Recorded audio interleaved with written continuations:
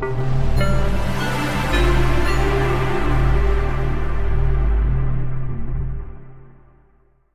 先生呢，大的米条前几天过知道，爬片先变成比较一切一个难的爬片先那么轻那么因为第二天那里有啊，看到的爬片先啊，偏是嘛。加上大的米条前几天的那么空安一些第三项目偏是嘛。ဒီဆွေးနွေးမှာပေါ်ပြီးတော့စကားနဲ့အစားပြုပါပါခင်ဗျာအာမင်ကျွန်တော်တို့ဒီနာလေ့လာနေတဲ့ခေါင်းစဉ်ကမန်ကြတယ်ပါဟုတ်ပါတယ်ခေါင်းစဉ်ကတော့လိုက်ချင်းโอเคပါနာမည်ကကျွန်တော်ခက်တာနာမည်ချင်းဖြစ်တယ်ဒါကျွန်တော်တို့လေ့လာနေတာဖြစ်တယ်ပေါ့လေအဲ့တော့ကျွန်တော်တလားတာလုံးလေ့လာလေ့လာတယ်ပေါ့လေခွန်အားနေတဲ့တိဆောက်ခဲ့ကြတယ်အဲ့တော့ခက်တာတော့လိုက်ပြီးတော့ကိုပြောရတဲ့လူရှိတာOkay. Okay. Chalo kaya na online ni ko niya sa tama live so tama BBC chalo tama kaya na siya na kama tadi ka sa live sila phit kaya na so pe ya ko maso live kama chalo de tata tweet လေးစရတာညာစာရှိတာဖြစ်တာပေါ့လေအဲကြောင့်ကျွန်တော်ဒီနေ့လေ့လာနေဒီနေ့ကျွန်တော်အဓိကခေါင်းစဉ်ယူလာတဲ့ရကနောက်တော့မှမလဲအဲ့တော့ဆိုတော့မှကျွန်တော်ခေါင်းစဉ်ယူလာဖြစ်တဲ့အဲ့တော့နိုင်ငံ challenge နည်းနည်းပါပါပဲဖြစ်တယ်ပေါ့လေအဲနည်းနည်းလေးလာဖြစ်ပါတယ်ဆက်ကြောင်းလေးမှာလေ့လာမှာဖြစ်တယ်ပြီးတော့ကျွန်တော်ပမာဏကျမ်းပိုင်းနဲ့ဆိုရင်တုတ်တန်ကျမ်းခန်းကြီးလေး25ကိုကျွန်တော်ဖြစ်တယ်တင်းမျက်စိလေးရှင်းကြည့်ရှုရမျက်ခမ်းတို့လေးတက်တဲ့အာရုံဖြူစေတော့တင်သွားရမှာကိုစူးစမ်းရေးသွားရရတာတည်ကြည်ခြင်းရှိတော့လက်ရပဲလောဘပဲလို့မတည်မလဲနဲ့ဆက်ပြီးဒီကျွန်တော်ဆက်ခွန်ပထမပိုင်းကျွန်တော်ဒီမှာဖြစ်တယ်ပေါ့အဲ့တော့ကျွန်တော်တို့ခရစ်တော်နောက်ကိုလိုက်တဲ့အခါမှာကျွန်တော်ခရစ်တော်လိုက်တဲ့အခါမှာကျွန်တော်တို့ဒီအခုချိန်မှာညီဆိုင်နေရတာကဝိညာဉ်တိုင်ပွဲပေါ့လေဝိညာဉ်တိုင်ပွဲဖြစ်သွားကျွန်တော်မမြင်ရတဲ့နေရာညီဆိုင်ရတဲ့အခါမှာညီဆိုင်နေရတာဖြစ်တယ်။ဒါပေမဲ့ကျွန်တော်တို့ကခရစ်တော်နောက်လိုက်တဲ့အခါမှာတေချာတယ်ကျွန်တော်တို့ကိုစုံစမ်းနောက်ရှိတဲ့ຢာတွေကရှိလာမှာဖြစ်ပါတယ်။ဒါပေမဲ့ကျွန်တော်တို့ကကိုယ့်ကိုခရစ်တော်နောက်လိုက်နေပြီလို့ပြောနိုင်ပြီဆိုရင်တေချာတာဆက်လိုက်ပဲကျွန်တော်တို့တက်တာမှာစောင့်ထည့်ဖို့ကျွန်တော်ဆက်သွားလာဖို့လိုတယ်ဆိုတော့ကျွန်တော်ဒီနေရာမှာပြောချင်တယ်။ဒါပေမဲ့ကျွန်တော်တို့ခရစ်တော်နောက်လိုက်တဲ့အခါမှာကျွန်တော်ဒီကျမ်းစာထဲမှာလည်းကျွန်တော်တို့များစွာတွေ့ရတယ်။ဒီဖျားခင်နောက်လိုက်ရာကနေနန်းသောတဲ့သူတွေများစွာရှိတယ်။ရှောလောမင်းကြီးမာစာရီရှောလို့နော်အစတွေအမျိုးမျိုးရှိတာဖြစ်တယ်။အဲ့တော့ကျွန်တော်ဒီနေ့မှာကျွန်တော်တို့ကတို့လိုအဲ့လိုလမ်းလွဲသွားတဲ့လူရှိတာဖြစ်တယ်။ဒါကြောင့်ဒီနေ့မှာကျုပ်လိုက်နေတက်တဲ့လမ်းလွဲသွားဖို့အတွက်ကျွန်တော်ဒီနေ့မှာချန်နယ်အမဲငယ်ယူလာတာဖြစ်တယ်။ဒါကြောင့်ကျွန်တော်ခရစ်တော်တော့လိုက်ဖို့အတွက်ကျွန်တော်လိုက်နေပြီဆိုရင်တေချာပထမဆုံးကျွန်တော်ပြင်ဆင်ဖို့လိုရတာကကျွန်တော်တို့ကခရစ်တော်ကိုချစ်ရမှာဖြစ်ပါတယ်။ချစ်ဖို့လိုအပ်တယ်ဆိုချစ်ဖို့ဒါကလိုအပ်တာမဟုတ်ဖြစ်မနေကိုခရစ်တော်ကိုချစ်ရမှာဖြစ်တယ်။ဒါကြောင့်ကျွန်တော်တို့သူ့ကိုမချစ်ဘဲနဲ့ခရစ်တော်ကိုလိုက်ဖို့ကအဆင်ပြေမှာမဟုတ်ဖြစ်တယ်။ဒါကြောင့်ကျွန်တော်တို့ကိုယ်တိုင်ကခရစ်တော်လိုက်နေပြီဆိုတေချာတဲ့ခရစ်တော်ကိုချစ်ဖို့ဆိုတော့ကျွန်တော်ကဥထိတ်ထားဖို့လိုအပ်တယ်ဆိုတော့ကျွန်တော်ဒီနေရာမှာပြောတယ်။မဿဲ20အငယ်30မှာကျွန်တော်တို့ကြည့်တဲ့အခါမှာတင်းဖျားတင်ထာဝရဘုရားကိုချစ်တော်တဲ့စိတ်နှလုံးအကျွမ်းမဲ့ချစ်ပါဆိုတော့မှကျန်တာလည်းမပေါ်လာဖြစ်တယ်။ဒါဆိုဒီနေ့ဦးဆုံးပထမတစ်ချက်နဲ့ဆိုရင်ကျွန်တော်ခရစ်တော်ကနေမလွမ်းခရစ်တော်နောက်လိုက်နေရတဲ့လမ်းလဲသောသူမဖြစ်ဖို့အတွက်ကျွန်တော်ဦးဆုံးနဲ့ကျွန်တော်ခရစ်တော်ကိုကျွန်တော်တို့ကချစ်ရမယ်ကျွန်တော်တို့တခင်ကိုကျွန်တော်တို့ချစ်ဖို့လိုအပ်တယ်ဆိုတော့ချစ်ဖို့ဒီနေရာမှာဆက်လက်ပြောလို့တာဖြစ်တယ်။အဲ့တော့ဒုတိယချက်အနေနဲ့ဆိုကျွန်တော်ပဲကျွန်တော်ဖတ်ရမယ်အဲ့တော့ကျွန်တော်တို့ကခရစ်တော်ကိုချစ်ပြီးဆိုရင်ကျွန်တော်ချစ်ရုံနဲ့ဝေးနေဘူးသူ့ရဲ့အတန်ကိုလည်းအမြဲတမ်းနားဆွင့်နေဖို့နားထောင်ဖို့ကျွန်တော်တို့ကအမြဲတမ်းလိုအပ်တဲ့ဆိုတော့ကျွန်တော်တို့ဒီနေရာမှာဆက်လက်ပြောလို့ဖြစ်တယ်ဒါကိုကျွန်တော်တို့ကရှင်ယောဟန်ခရစ်ဝင်ကျမ်းအခန်းကြီး30အငယ်20ပုံမှာကျွန်တော်တို့တွေ့နိုင်တယ်ရှင်ယောဟန်အခန်းကြီး3 sorry ပါ30ပုံမှာပြောလဲဆိုရင်ငါတို့ဒီငါစကားကိုနားထောင်ပြီးငါနောက်တော့ပန်ချာတယ်เนาะဒီနေရာမှာငါတို့လေเนาะဒါယေရှုခရစ်တော်ပဲပြောတဲ့စကားဖြစ်တယ်เนาะလူပုဂ္ဂိုလ်တူတယောက်ကပြောတဲ့စကားမဟုတ်ဘူးဖြစ်တယ်เนาะအဲ့တော့ကျွန်တော်ကဒီကျမ်းစာကိုကျွန်တော်နားလည်စီတာကဒါကဘုရားရှင်ကပြောတဲ့စကားဆိုတာနားလည်စီတယ်တချို့တွေကကိုယ့်ရဲ့အကျိုးပဲဒီကျမ်းစာကိုတောင်းချရလို့ရှိတဲ့စကားဒါကြောင့်လို့ဒါကယေရှုခရစ်တော်ကပြည့်တိုးတွေကိုပြောတဲ့စကားဖြစ်တယ်ယေရှုခရစ်တော်ကို ယေရှုခရစ်ရဲ့တိုးတွေကငါစကားကိုနားထောင်ပြီးငါတို့လိုက်ကြတယ်အဲ့တော့ဒီနေရာမှာဘာတူတဲ့တစ်ချက်အနေနဲ့ပါဆက်ကျွန်တော်ပြောချင်တယ်လဲဆိုရင်ကျွန်တော်ကယေရှုခရစ်နောက်ကိုလိုက်ပြီးဆိုရင်ကိုခရစ်တော်ရဲ့နောက်လိုက်ကိုဆုံးဖြတ်ထားပြီးဆိုရင်တေချာတဲ့သူ့ရဲ့အတန်ကိုအမြဲတမ်းနားဆွနေဖို့လိုရတယ်သူ့အမြဲတမ်းကျွန်တော်ကနားထောင်နေဖို့လိုတယ်ဆိုတော့ကျွန်တော်ဒုတိယတစ်ချက်အနေနဲ့ဆက်လက်ပြီးတော့မှပြောလိုတာဖြစ်တယ်ဒီတတိယတစ်ချက်ကတော့ဒုတိယကျွန်တော်နည်းနည်းဆင်ပြပါတယ်ဒါပေမဲ့ကျွန်တော်ကဒါကိုသိတာစီကျွန်တော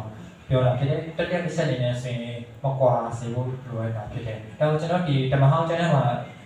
အေလီယာနဲ့အေလိရှေသူ့ရဲ့အတ္တဆိုကျွန်တော်အရင်သဘောကျတယ်400နှစ်အခါချင်းနှစ်နှစ်လေးချောင်းเนาะဒီနေရာလေးမှာကျွန်တော်တွေ့ရတယ်အေလီယာကကောင်းကင်ဘောဟိုတက်ရလို့ဆိုတော့သူတည်တယ်တဲ့ဟာကသူ့ရဲ့အေလိရှေကိုသူကတားပါတယ်ဒီမှာပဲနေခဲ့ပါငါဒါလေးပြောပြီးမှငါဘယ်သူဒီမှာပဲနေခဲ့ပါလို့ပြောတဲ့အခါမှာအေလိရှေပြောတဲ့စကားကထာဝရဘုရားအသက်ရှင်တော်မူတဲ့ကြောင့်ကိုတော်နဲ့မကွာရတာဟုတ်။နောက်ဒီကျောင်းလေးဆိုတော့အနည်းငယ်ဖတ်ပြခြင်းနဲ့အဲ့တော့ဒီမှာဆိုရင်ခရစ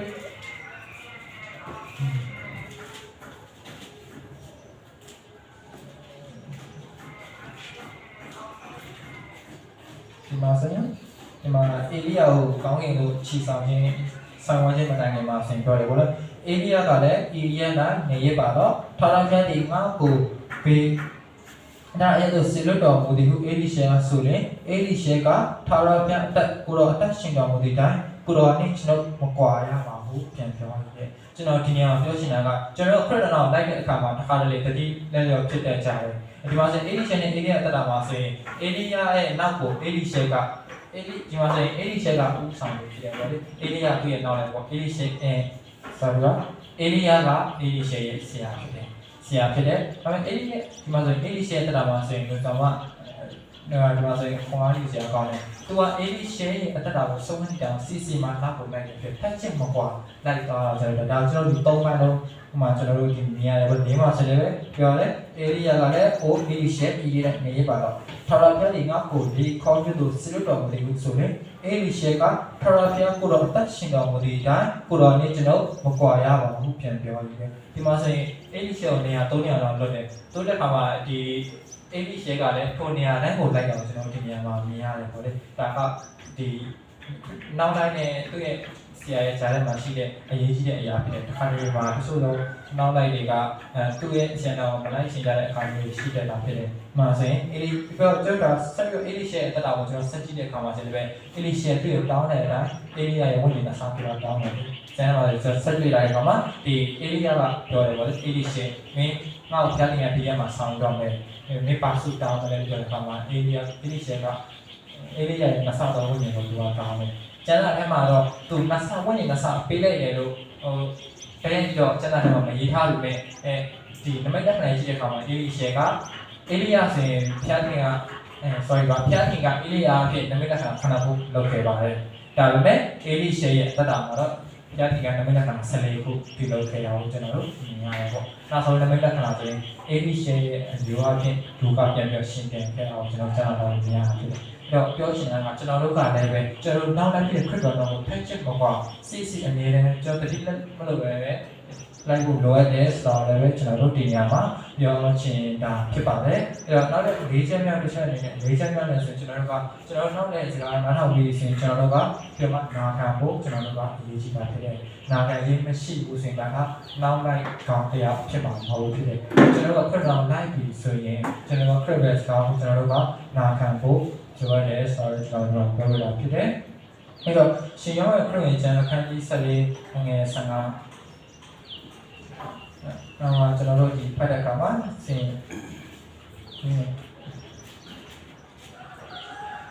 14မှာဖတ်တဲ့အခါမှာဆိုရင်ငါ့ကိုချစ်လေငါပြည့်ရတဲ့ကိုဆောင်းရှောက်တော့ငါခမဲငါဒီငါ့ကိုချစ်လေငါပြည့်ရတဲ့ကိုဆောင်းရှောက်ကြလို့လေဒီမှာဆင်ပြနေရတယ်ငါ့ကိုချစ်လေယေရှုခရစ်ကပြောတယ်ငါ့ကိုချစ်လေငါပြည့်ရတဲ့ကိုဆောင်းရှောက်ပါတယ်ဒီကျွန်တော်တန်းတဲ့မှာမှားတဲ့အရာတွေကိုကျွန်တော်ကလိုက်ခံဆောင်းရှောက်ဖို့ပြတဲ့ကကျွန်တော်တို့ပြောခဲ့တာဖြစ်ပါတယ်ကျွန်တော်ဒုတိယအချက်မှာဆိုလည်းကျွန်တော်ကြံခဲ့တာဘူးရှိရတယ်ကျွန်တော်ဒုတိယတစ်ချက်နဲ့ကျွန်တော်ပြောခဲ့တာကသူခရစ်တော်ရဲ့အတန်ကိုနည်းနည်းနားဆင်နေဖို့လိုရတာဖြစ်တဲ့ဆိုတော့ကျွန်တော်ပြောခဲ့တယ်ပေါ့လေဒီမှာကျွန်တော်ခရစ်တော်ရဲ့အတန်ကိုနည်းနည်းနားဆင်အောင်ကျွန်တော်ဘယ်လိုနည်းနဲ့ဆိုရင်တမန်တရားကိုပုံမှန်ကျွန်တော်ကဖတ်ရှိဖို့လိုရတာဖြစ်တဲ့ပြီးအထူးတစ်ခုစစ်တောင်းဖို့လိုရတာဖြစ်တဲ့ကျွန်တော်ခရစ်တော်ရဲ့အတန်ကျွန်တော်အနေနဲ့ဒီနေ့လည်းကျွန်တော်ကကြားလိုက်တာ ကြားနိုင်မှာဖြစ်ပါတယ်။ကျွန်တော်ကတမန်တရားကျွန်တော်ကစစ်တဲ့ပြည့်ကြီးရှိဖို့လိုလဲဆိုတော့ကျွန်တော်ခုနပြောပြရဖြစ်တယ်။အဲ့တော့၄ချက်နဲ့တစ်ချက်နဲ့ဆိုကျွန်တော်ကနာခံဖို့လိုလာဖြစ်တယ်။နာခံခြင်းရှိပဲနဲ့ကျွန်တော်တို့ကစစ်မှန်တော့နောက်လိုက်ကမဟုတ်ဘူးဖြစ်တယ်။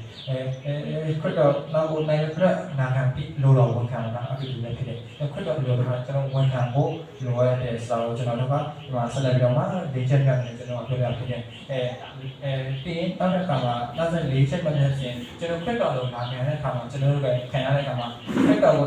sorry ကျွန်တော်ခရစ်တော်ရဲ့အလိုတော်ကျွန်တော်တို့ဝန်ခံတဲ့အခါမှာခရစ်တော်ရဲ့စာချုပ်နာခံတဲ့အခါမှာကျွန်တော်တို့ဘာကြုံရနိုင်လဲဆိုတော့စုံစမ်းခြင်းကကြုံရပြီဖြစ်တယ်။ဒါကကြုံရပြီဖြစ်တယ်။ကြုံရတဲ့အခါမှာကျွန်တော်တို့ကဦးဆုံးထင်တဲ့ကြားတာကဒါကဘုရားအပြည့်ပေးရတယ်ဖြစ်ပါတယ်။ထင်ကောင်းထင်တဲ့ကြားလို့လည်းရှိပါပဲ။တစ်ခါတလေကြားရင်လည်းအကြောင်းမရောက်ပါလေဒါကဘုရားလို့ရှာမဟုတ်ဘူး။အမှားနေလို့ထင်ကောင်းထင်လို့ရှိမှာပဲ။ဒါမဲ့ကျွန်တော်ဘာ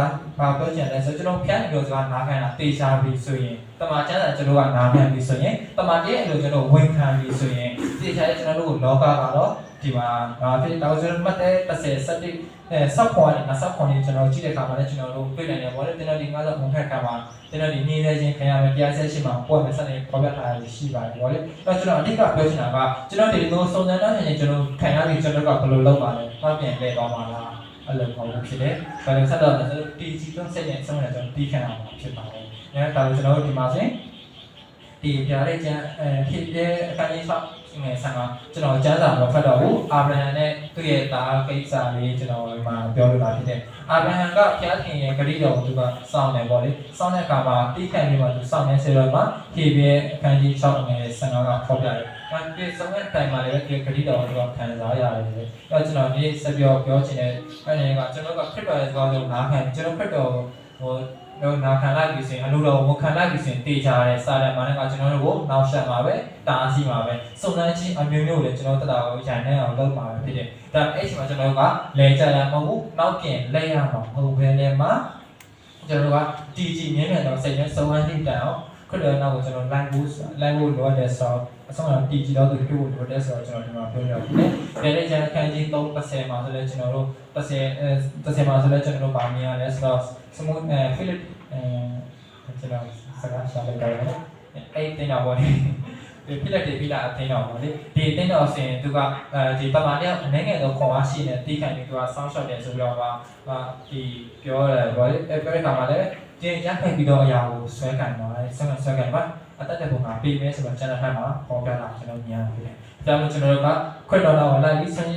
စမ်းခြင်းနဲ့ကျွန်တော်တို့ကြုံရတဲ့အခါမှာဒီရမှာကျွန်တော်တို့ကလဲလို့တော့မဟုတ်ဘူးဒီစုံစမ်းခြင်းရဲ့ဒီအလိုတော်တိုင်းစုံစမ်းခြင်းမှာရှိတဲ့ဒရင်ကအချိန်ကျွန်တော်ဆုံးဖြတ်ဖို့မဟုတ်ဘဲနဲ့မှာဆောင်းနေတာပြည်ကြီးကိုဆိုတော့ကျွန်တော်ဒီညမှာပြောလို့လာဖြစ်ပါတယ်။ဒါတော့နောက်တစ်ချက်အနေနဲ့ဆိုရင်ကျွန်တော်တို့ဒီဖျားရင်ကကျွန်တော်နာခံတဲ့အခါမှာကျွန်တော်ဒီနာခံတဲ့အခါဖက်စတော့နာခံတဲ့အခါမှာကျွန်တော်ဒီချီတော့စနေတိခဏတဲ့ကောင်တစ်ခါနေဖျက်နေကြတဲ့အခါကျွန်တော်ကောင်းကြီးပေးပါတယ်ကောင်းကြီးပေးတဲ့အခါမှာတစ်ခါကျွန်တော်ကျွေဝလာတဲ့အခါမျိုးတွေကျွန်တော်တို့ရှိကောင်းရှိတတ်ပါတယ်သို့တော်ညာလဲထိုကျွေဝမှုထက်ဆိုင်ဖျားခင်ကိုပဲဦးစားပေးပါတယ်ဒါကလူတွေကြားမှာရှိတဲ့အရာဖြစ်ဒီကအရေးကြီးတဲ့ကျွန်တော်ဒီတစ်တိအခန်းကြီး6ကိုတက်စေကျွန်တော်တို့ကဖတ်လို့အဆင်ပြေဖတ်ရအောင်နော်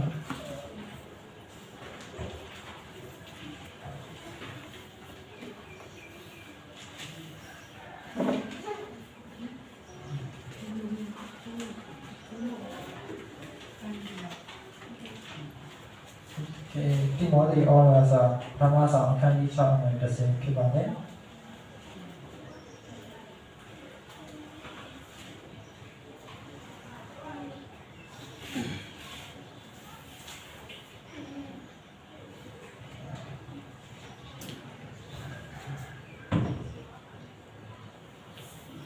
Okay ဒါဆိုရင်ကျွန်တော်အတိုင်းဖတ်ရအောင်ဒီမော်ဒီအော်လာစာပထမဆောင်အခန်းကြီး6နဲ့တစ်ဆင့်အကြောင်းမူကားငွေကိုတက်တဲ့ခြင်းဒီမကောင်းသောအမှုပေါင်းတို့တွင်မူလမြစ်ဖြစ်သည်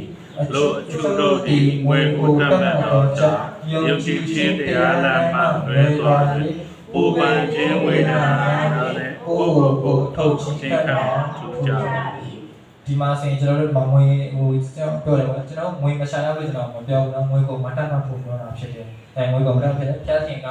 စဖန်စင်တွေကလူသားတိုင်းကိုဒီတိုင်းဖန်စင်တာမဟုတ်ဟိုပါလေအလုံးလုံးကိုဖျားခင်ကစလိုက်ရဖန်စင်ပြီးတယ်လေအားတယ်အောင်စလိုက်ရဖျားခင်အလုံးပြီးတယ်ဒီဥယျာဉ်မှာတွိဆန်တွေပေါ်အမိပေးပါဆက်အလုံးပေးတယ်ဖျားခင်ကတူတာအလုံးလာတော့ကြတယ်ဒါပေမဲ့ဒီညကျွန်တော်ကငွေကိုမတတ်မှလို့ဖြစ်စီဖို့ဆိုရတာတတိရစေချင်တာကျွန်တော်ဖြစ်ပါတယ်ဒီတမန်ကျမ်းမှာဆိုငွေကြောင့်လမ်းလမ်းသားတွေအမျိုးမျိုးရှိရဖြစ်တယ်ဒီ lobby စီးစဉ်ဥစ္စာတွေကြောင့်လမ်းလမ်းသားတွေအများကြီးရှိတာဖြစ်တယ်ဒီအထက်မှာဆိုရင်ဒီယူဒချက်ကောင်ရေးဆိုတဲ့အပါဝင်တဲ့သူဒီငွေကိုတတ်မှတ်တော့ကျွန်တော်ငွေခွက်30နဲ့ခရစ်တော်ရောင်းစားတဲ့အခါမှာသူရဲ့ဇာတ်လမ်းကအဆုံးသတ်ကဆုံးရှုံးတဲ့လူကြုံတွေ့ခဲ့ရဖြစ်တယ်ကြုံတွေ့ခဲ့ရဖြစ်တယ်ဒီ short တော့မင်းဆိုလည်းပဲငွေကြောင့်တော့မဟုတ်ဘူးငွေနဲ့တော့တိုင်းမထားမတတ်ဆိုင်တော့ပေမဲ့ငွေအားဖြင့်သူကကျေဝလာတဲ့အခါမှာသူ့ကလမ်းလမ်းဆရာတွေကပေါ်လာတယ်တပါးတော့အမျိုးသမီးတွေပေါ်လာတာဖြစ်တယ်ဒါကြောင့်မလို့ကျွန်တော်တို့ကဒီ lobby စီးစိမ်ကိုကျွန်တော် lobby စီးစိမ်တွေမှာကျွန်တော်တို့ကမိပဲချင်းမျိုးမဟုတ်ဘဲနဲ့မှာဒီ lobby စီးအထက်မှာရှိတဲ့ဖျားခင်ကိုကျွန်တော်တို့ကအာရုံပြီးဦးစားပေးဖို့ကျွန်တော်ကဒီနေရာမှာဆက်လိုက်တော့ပြောလို့တာဖြစ်တယ်ကျွန်တော်ကဒီမှာဆက်လည်းပဲဒီအောက်မှာဆက်ကြည့်အောင်လူချို့ဒီငွေကိုတက်မှတော့ကြောင့်ယုံကြည်ခြင်းတရားလမ်းမှာလွယ်သွားပြီတဲ့ဒါကဒီယုံကြည်သူခရက်အထက်မှာကျွန်တော်များစွာတွေ့နေရတာဖြစ်ပါတယ်ဒါကြောင့်ကျွန်တော်တို့အသက်တာမှာဒီ lobby စီကိုအထူးသဖြင့်ထောက်ကျွန်တော်ပြောတာဖြစ်တယ်ဒီစာရန်ကဒီlobby စီတာအသုံးတာဖြစ်တယ်တော့စင်တာလှည့်ထားတာဖြစ်ပါတယ်ဒါကြောင့်ကျွန်တော်ငွေကိုကျွန်တော်ကတတိထားဖို့ကျွန်တော်က lobby စီကတတိထားဖို့ကျွန်တော်ကဒီနေရာမှာအဦးဆုံးပြောလို့ဆက်တော့ပြောလို့တာဖြစ်တယ်ဆိုတော့ဆက်လိုက်တော့ပြောလို့တာဖြစ်ပါတယ်ဒီကတော့တစ်ချက်အနေနဲ့ဆိုရင်ကျွန်တော်ကဆက်ပြောရရင်ကျွန်တော်ရဲ့နှောင်းသားထဲမှာအစီခံတော့စင်နေတာရှိလို့ကျွန်တော်ကအရေးကြီးတာဖြစ်တယ်ဒါကကျွန်တော်တို့အသက်တာထဲမှာ friend အများစုမှာကျွန်တော်က game man ရဲ့နေရာတွေဖြစ်ပါတယ်ဒီခါတော့ကျွန်တော် credit တော့လိုက်တဲ့အခါမှာကျွန်တော်တို့ထိုင်မှာခေါင်းဆောင်ဖြစ်တာကြတယ်ကျွန်တော်ချင်းရကြတဲ့နေရာဒေသအတိတ်ကလူငယ်တွေတခြားဆိုတဲ့ခေါင်းဆောင်တွေကျွန်တော်ဖြစ်လာကြတဲ့အခါမှာပါလို့ပြရတယ်ဆိုဒီကျွန်တော်စိတ်နှိမ်ချခြင်းဆိုတဲ့ဘောကျွန်တော်ကအတွေ့ရတာလို့ဖြစ်တယ်ဒါကျွန်တော်မှန်ပါတဲ့တရားကျွန်တော်တို့မြင်ရတာကြတယ်တခါဒီခုံနေမှတ်လာကြတယ်ဘောလေခါတော့လည်းခုံနေမှတ်လာကြတယ်ဒီခုံနေတာကျွန်တော်တွေ့ရတဲ့ကကိုအပန်ကိုတတ်မှတ်တက်ကြလာကြတာဖြစ်တယ်ဒါကြောင့်ကျွန်တော် credit ကသူ့ရဲ့လူဦးဆောင်တဲ့ဦးဆောင်တဲ့ကောင်သူလူဦးဆောင်တဲ့အစီအခံတော့ဆက်နေဦးဆောင်နေတယ်ဒါကိုကျွန်တော်တို့မာကု30 40မှာကျွန်တော်တို့မြင်ရတယ်ဗောလေဒါက credit ခေါင်းဆောင်နေတဲ့ဒါက login ခေါင်းဆောင်တဲ့ဒီတမာရနဲ့ဆိုင်ရဲ့ဝိညာဉ်ရဲ့ခေါင်းဆောင်ရဲ့ကွာခြားချက်ဖြစ်ပါတယ်ဒါဒီမှာဆိုရင်ဒီမာကု30 50မှာဆိုရင် credit ဒီစေသားချင်းကစေခိုင်းခြင်းကပါအစီခံခြင်းကပါတယ်ဆိုတော့ကျွန်တော်ဖတ်ပြပါမယ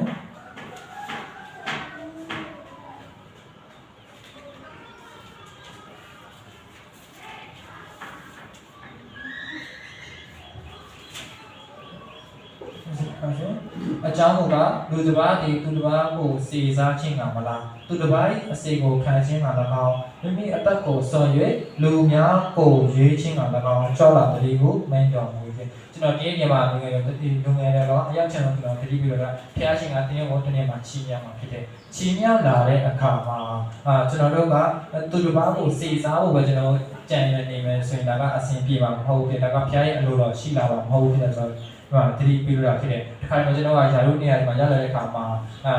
လူလေးစားလို့ပဲကျွန်တော်ရှေ့ကန်းအောင်ပို့ကောင်းပို့ပြီးပဲကျွန်တော်ရဲ့စင်မှာခံစားတဲ့နေရာကဒါကအားနေလို့တတ်မှတ်ထားတဲ့ဆိုင်သူရဲ့ဥစ္စာလက်ခံတာတော့ကျွန်တော်ဖြစ်နေတာဖြစ်တယ်ဒါပေမဲ့ကျွန်တော်ကဖြတ်ဒီနေ့ချင်းမြောက်လာတဲ့အခါမှာဖြတ်တော့လိုက်တဲ့အခါမှာကျွန်တော်ချင်းမြောက်ထားပြီးခံရလာတဲ့အခါမှာကျွန်တော်ကဒီမာမာနာကျွန်တော်ကမရှိဘူးကျွန်တော်အစီကံတော့စိတ်တဘောနဲ့ကျွန်တော်လူငယ်တွေကျွန်တော်အမျိုးသမီးဆိုတဲ့အမျိုးသမီးတွေအမျိုးသားဆိုအမျိုးတို့ခေါင်းဆောင်တဲ့အခါမှာအမိတ်ပေးအပြစ်တင်မျိုးတဲ့လူတွေသုံးပါနဲ့စာရင်မြင်တာကစကားနူးညံ့သောစကားကိုကျွန်တော်ကဥဆောင်ဖို့လိုရဲဆိုတော့ကျွန်တော်ဒီအောင်ပြောရတာဖြစ်တယ်။ဖျားခင်ကသူ့ရဲ့တပည့်တော်ဆက်တော်မှာဘယ်တော့မှသူကအခွင့်အာဏာသူမတော်ခဲ့ဘူးဘာလို့ပြန်သူ့ရဲ့တပည့်တော်ကသူအမြဲတမ်းသူကာကွယ်ပေးနေခဲ့ဘယ်လိုပဲပေါ့လေ။ဖြစ်တော့မှရှိတဲ့စိတ်ကကျွန်တော်တို့မှရှိတယ်ကျွန်တော်တို့ကဖိလိပ္ပိနှစ်9မှာဆိုနေပဲယေရှုခရစ်တော်ရှိတော်စိတ်တော်ကိုတင်တော်တာလီဖြစ်ဖျားရဲ့တပါးကြောင့်နဲ့တားတော်ဖြစ်နေကြစားသူကအစေနှိမ့်ချပြီးတော့မှလူတွေ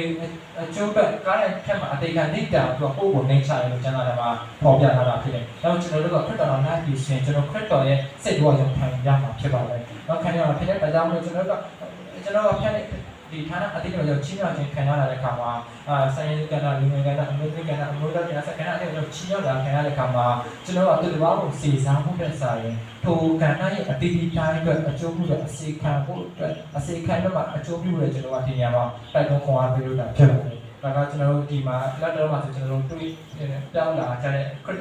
တားမှာကျွန်တော်တိတ်ကြောင်မြင်တွေ့ရတဲ့အရာဖြစ်ပါတယ်အချို့ရှင်ကိုယ်နှိမ့်ချလို့စကားတက်နေကြတော့ညာလည်းပဲဆက်တော့ဒီရှေ့ခုံနေတွေ့တဲ့အခါမျိုးတွေမှာ BNB ခုံတွေ့တဲ့အခါမှာကိုယ်ဘယ်လိုကိုတတ်မှတ်ကြရမလဲ file share တွေဆိုလည်းပဲကိုနေတူဟိုပဲပေါ့လေသူကခုံနေတွေ့တာမှာခေါင်းနေရတဲ့အလိုရှိနေကြတယ်အဲ့ဒီနေ့မှာကျွန်တော်ကအရာအဓိကခုံအားပေးနေရမှာကျွန်တော်ကဖန်ချုပ်ချိတဲ့အခါမှာကျွန်တော်ဒီမာမာနာတွေဆိုရင်ကျွန်တော်ထားလို့ရတာဖြစ်တယ်ကျွန်တော်မာမာနာရှိနေမယ်စိတ်ဉာဏ်ချင်းကရှိလာတယ်ဖြစ်တယ်ဒီဖေရှာစတီထဲမှာဆိုရင်လူစီပါအကြောင်းပြောတယ်သူကငါချက်ချင်းပြောတဲ့အခါမှာကောင်းကနေရှာခံရတာဖြစ်ပါတယ်အဲ့တော့ကျွန်တော်ကတဒါမှာမာမာနာကင်းစင်ပြီးတော့အစီအကံတော့စိတ်တော်ရှိတယ်ခရစ်တော်လိုက်ဖို့ကျွန်တော်ကဒီနေရာမှာခရစ်တော်ရဲ့အမှုကိုထိုင်လို့ကျွန်တော်ကပြောလို့တာဖြစ်တယ်နောက်ဆုံးတစ်ချက်မျိုးဆိုတော့ကျွန်တော်ကကိုယ်မျိုးရဲ့နှလုံးသားကိုကျွန်တော်ကအမြဲဆင်ခြင်လို့ကျွန်တော်ကပြောတာဖြစ်တယ်ကောင်းတော့တယ်ဒီမှာဆက်ပြန်ပါတယ်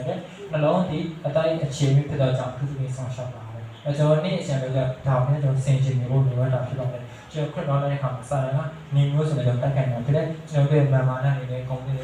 တိုက်ခိုက်နိုင်အောင်တိုက်ခိုက်အောင်တိုက်ခိုက်နိုင်မှာဖြစ်ပါတယ်ယေရှုခရစ်ပင်ဒီဒီရာမျိုးဆိုတိုက်ခိုက်ခံရတာဖြစ်ပါတယ်ဒါကြောင့်မလို့ကျွန်တော်တို့ကလည်းပဲဖျားသားဖြစ်တဲ့ခင်ကျွန်တော်တို့ကလည်းတိုင်းမှာချုပ်နေတာဖြစ်တယ်ဖွဲ့တဲ့ကိုပြန်ပြီးတော့ဆင်ခြင်စေခြင်းနဲ့ဖွဲ့တာကိုပြီးတော့တတိထားစေခြင်းနဲ့ဖျားခင်ကဖျားနဲ့ကျွန်တော်လိုက်ကိုဆုံးဖြတ်ပြီးပြီဆိုရင်ဥဆုံးတစ်ချက်နဲ့ကျွန်တော်ကခရစ်တော်ကျွန်တော်ဥဆောင်နေကျွန်တော်နောက်လိုက်မယ်ဆိုကျွန်တော်ကချစ်ဖို့လိုအပ်တယ်ဆိုတာကိုကျွန်တော်ပြောလို့ဒါဖြစ်တဲ့တစ်ချက်အနေနဲ့ဆိုရင်ထိုခရစ်တော်ရဲ့အတန်ကျွန်တော်ကအမြဲတမ်းနားထောင်ပြီးတော့မှထိုသခင်တော်ဖက်ချက်မှာလိုက်တယ်လို့ကျွန်တော်ကလိုအပ်ထိုဖက်ချက်မှာကျွန်တော်ကလိုက်ဖို့လိုအပ်တာဖြစ်တဲ့သူရဲ့တက်နာလေးချက်နဲ့ဆိုတော့သူရဲ့စကားအလိုတော်ဝန်ခံဖို့လိုတာဖြစ်တဲ့ယေရှုခရစ်တော်ကခေါင်းကပေါ်မှာရှိတဲ့ဖခင်ရဲ့အလိုတော်ကိုဝန်ခံတယ်ပေါ့ဝန်ခံတယ်ဝန်ခံတော့ကျွန်တော်တို့ကလည်းဘုရားရှင်အလိုတော်ကိုဝန်ခံဖို့လိုတာဖြစ်တယ်ကျွန်တော်အလိုတော်ဝန်ခံလာတဲ့အခါမှာတေချာတဲ့စုံစမ်းခြင်းတွေကြောင်းရမယ်နောက်ဆက်ခြင်းကြောင့်ကြုံရမှာဖြစ်ပါတယ်ယေရှုခရစ်နဲ့ဒီလိုမျိုးအရာတွေသူကားစဉ်အတိုင်းကမှများစွာနှိမ့်ဆက်ခံခဲ့ရတယ်လို့ပြောတာပါအဲ့တော့ကျွန်တော်ကလည်းအလိုတော်ကိုဝန်ခံတဲ့အခါမှာဒီစုံစမ်းတော့ခြင်းကြုံရမှာဖြစ်တယ်တိုးတော်ညာလည်းထိုအရာပါလဲကြသွားခြင်းမျိုးမဟုတ်ဘဲနဲ့မှစုံမတဲ့အောင်ဖျားနေပြီးဂရိတော်ကိုမျောလင့်ပြီးတော့တိခံတဲ့ကျွန်တော်စုံမတဲ့အောင်တည်ကြည်ဖို့လိုတာဖြစ်တယ်ယေရှုခရစ်ကစုံမတဲ့အောင်ဒီခံတဲ့တည်ကြည်တဲ့ခါမှာဖျားခင်လက်ရပါမှာဖျားခင်ချီးမြှောက်တယ်ဆိုတော့ဖိလိပ္ပိမှာကျွန်တော်တို့ပေါ်ပြတယ်ပေါ့ပြောချင်တာကနာခံခြင်းရဲ့နောက်မှာကောင်းချီးမြင်တာကအမြဲတမ်းရှိနေတာဖြစ်တယ်အလိုတော်ဝန်ခံခြင်းရဲ့နောက်မှာလည်းကောင်းချီးမြင်တာအမြဲတမ်းရှိနေတာဖြစ်တယ်အဲ့တော့ဖျားခင်ရဲ့နာခံဖျားခင်အလိုတော်နာခံခြင်းဝန်ခံခြင်းအပြင်ကျွန်တော်တို့နောက်လာမဲ့ကောင်းချီးမြင်တာကျွန်တော်ခံစားရမယ့်ဆိုင်တာရေးမှာများပြတဲ့ story ကျွန်တော်တို့ပြောလာဖြစ်တယ်။အဲ့တော့အဲ့ဒီချက်နဲ့ကျွန်တော်ဒီလိုဖျားနေကနောက်လိုက်တဲ့အခါမှာကျွန်တော်ခုနကလူသွားလာရှောင်းတဲ့အခါမှာဖျားနေခါလေးတွေမှာလိုရတဲ့လူတိုင်းကိုကောင်းချီးမြင်တာချပေးပါတယ်။ကျွန်တော်ဖျားနေပြီးတဲ့အဲ့ဒီမှာပြောချင်တာကဖျားနေပြီးတဲ့ကောင်းချီးမြင်တာထပ်စားရင်ကျွန်တော်ဖျားနေကောင်းချီးမြင်တာလုံးလုံးနဲ့မမျောပါစေနဲ့ဒီရတဲ့ဆိုင်ဖျားပြီးကောင်းချီးမြင်တာပြည့်တဲ့ဖျားအရှင်ကိုတာရေးမှာကြီးတော့ချီးမွမ်းဖို့ကျွန်တော်ဒီနေရာမှာဆက်လက်ပြောပြတဲ့နောက်တစ်ချက်နဲ့ဆိုရင်မာနကင်းစင်နဲ့အစီကံသောစိတ်လုံးရှိတဲ့ဖျားခင်မှာကျွန်တော်လိုက်ဖို့လိုတဲ့ဆောင်လို့ဖြစ်တယ်အဲ့တော့ကျွန်တော်ဒီမှာဆိုရင်ကျွန်တော်ကဒါကကျွန်တော်အတင်းတော့အသေးကြီးပါဆိုတချို့ရဲ့နေရာဆိုရင်ကျွန်တော်အစီကံသောစိတ်လုံးတွေပြောင်းကြအောင်ကျွန်တော်တို့ကမြင်ရတာဖြစ်တယ်ကျွန်တော်အတ္တမှာအစီကံသောစိတ်လုံးပြန်နေတော့မရှိတဲ့လူခံရရင်ဝိပုကြရရှိတဲ့လူကိုခံရဆိုတဲ့ဆက်လိုက်လို့ကျွန်တော်ပြင်နေကြအောင်ဆောင်းရှောင်ကြတာ။ဒါနောက်ဆုံးချက်တွေကျွန်တော်ပြင်နေမှာတော့အမြဲစမ်းစစ်နေပုံပေါ်လာဖြစ်တဲ့တမန်တရားတွေမလွယ်လို့ကျွန်တော်စိတ်နဲ့ကရှက်စမရအမျိုးကျွန်တော်အမြဲစမ်းစစ်နေကြလို့တဲ့ဆောင်းကျွန်တော်ဒီမှာပြောတာဖြစ်တယ်။ဒါကျွန်တော်ခရစ်တော်နောက်ကိုကျွန်တော်ကိုယ်ကိုဒီနေ့နိုင်ပြီးဆုံးဖြတ်ထားတယ်ဆိုရင်ကျွန်တော်ဒီလမ်းခွဲသွားစီတဲ့ကျွန်တော်ဒီအချက်တွေကျွန်တော်အနေနဲ့ကျွန်တော်ကကျင့်သုံးရမှာဖြစ်တဲ့ဆိုတော့ကျွန်တော်ဒီနေ့ဘာဖြစ်ကျွန်တော်ခေါင်းအားပေးလို့ဖြစ်တယ်။ဒါဆိုရင်နောက်လာတဲ့ကောင်းစီမင်္ဂလာကနောက်လာဖျားရှင်ထားတဲ့ဂတိတော်ကယခုဘဝနောက်တော့ဆိုဂတိတော်ကကျွန်တော်ရချင်တဲ့စောင့်နေမှာဖြစ်တယ်ဆိုတော့ကျွန်တော်ဒီနေ့မှာပြောလို့ဖြစ်တယ်။အဲကြောင့်ချင်းစီတော်မှာဖျားရှင်ကောင်းချီးပေးပါစေ။အာမင်